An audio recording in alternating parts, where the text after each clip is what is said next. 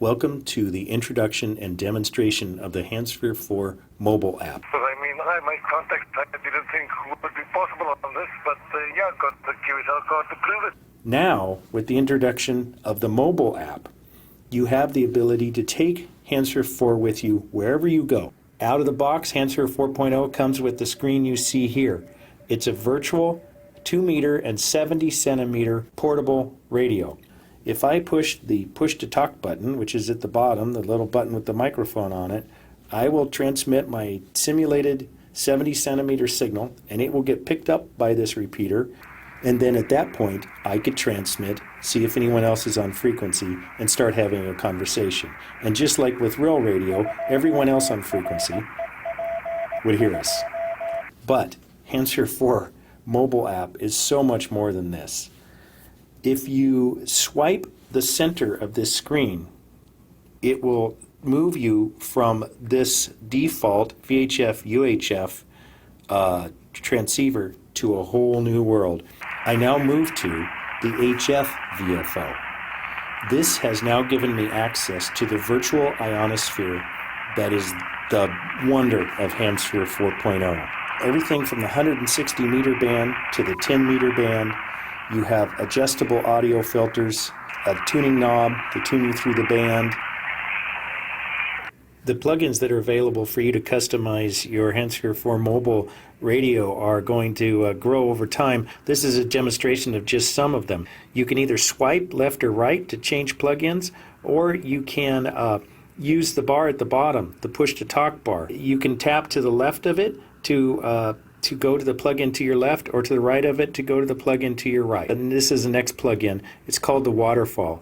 It allows you to bring up a band and see signals on the band. The top is the band scope. It shows signals in real time. As the signal goes up and down, the white line goes up and down. The bottom is the waterfall. It shows signal over time. You can tap on the waterfall to change frequencies. You can swipe on the waterfall to rapidly tune up and down, and you can swipe in the band scope area at the top to slowly tune up and down for fine tuning.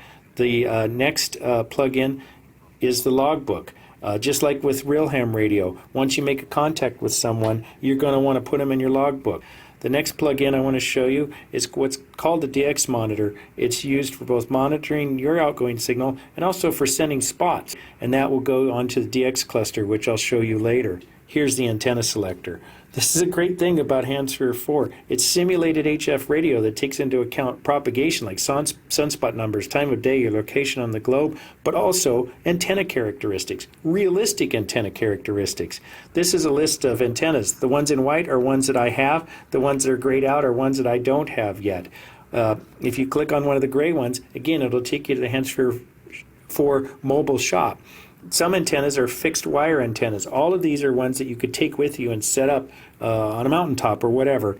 The Moxon is a rotatable antenna. It's a small footprint, 2-element Yagi. Well, how would you rotate it? The answer is the next plugin, the antenna rotator. You can click anywhere around the edge of the compass dial to rotate your antenna that direction. So that's the antenna rotator. The next plugin I want to show you is the DX cluster.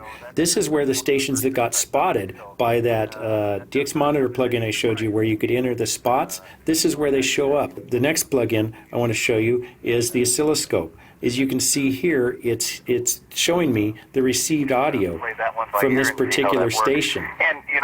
If I was transmitting, I could also use the Oscilloscope plugin to look for distortion or flat topping in my outgoing signal. So it's a great handy plugin to look at audio.